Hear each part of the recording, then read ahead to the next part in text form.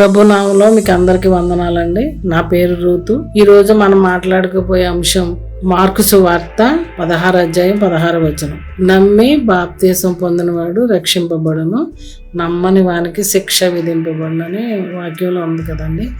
నమ్మటువంటి యేసయ్య నా కొరకే మరణించారు, నా కొరకే సిలువలో శ్రమను అనుభవించి మరణించి సమాధి చేయబడి తిరిగి లేచారని మనం విశ్వసించినప్పుడు, విశ్వాసంతో మనం నమ్మి నా కొరకే సిలువలో ఆయన మరణించి తిరిగి లేచారు అని మనం ఎప్పుడైతే నమ్ముతామో, అప్పుడు నమ్మిన తర్వాత మనం మారు మనసు అంటే మన హృదయంలో మార్పు చెంది అప్పుడు మనం బాప్తీసం తీసుకోవాలి.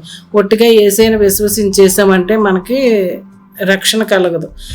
నమ్మి నమ్మాలి. ముందు మనం నమ్మాలి యేసయ్యని. మన యేసయ్య చెంతకు వెళ్ళాలి.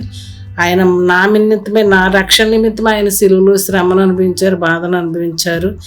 మీరు నేను ఉన్న స్థానంలో, మనం ఉండవలసిన స్థానంలో ఆయన మనకు బదులుగా సిలువలో తండ్రికి పాప పరిహారార్థ బలిగా అర్పించుకున్నారు. ఆయన అర్పించుకున్నందుకు మనం, లేకపోతే మనం శిక్షావిధికి గురైపోతాం. కనుక ఆయన అంత త్యాగం మన కొరకు చేశారని మనం నమ్మాలి.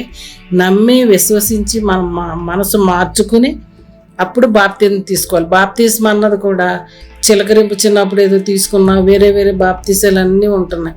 కానీ అది కాదండి. వాక్యంలో ఏముంది? నీటి బాప్తీసం. యేసుప్రభు వారు కూడా నీటి బాప్తీసం తీసుకుని యోహాను గారి ద్వారా బాప్తీసం తీసుకున్న మాదిరి మనకు చూపించారు.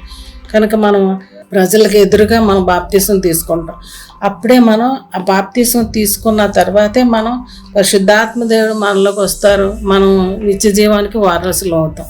కనుక బాప్తీసం అన్నది ఈ వేరే వేరే బాప్తీసాలు కాదండి, నీటి బాప్తీసమే ముఖ్యమైనది. కనుక మనం దాని ద్వారానే మనం పరలోక రాజ్యంలో తండ్రి నిత్య జీవాన్ని పొందుకు నిత్యము యుగయుగములాతో ఉండే ఒక గొప్ప భాగ్యాన్ని మనం పొందుకుంటాం. ఈ వాక్యం ద్వారా విశ్వసించి నమ్మి బాప్తీసం పొందిన వారు రక్షింపబడతారు, నమ్మని వారికి శిక్ష విధింపబడుతుంది. ప్రభు వాక్యాన్ని దీవించుగాక. మరలా రేపు మరొక అంశంతో మాట్లాడుకుందాం అండి. మీకు అందరికీ నా వందనాలు.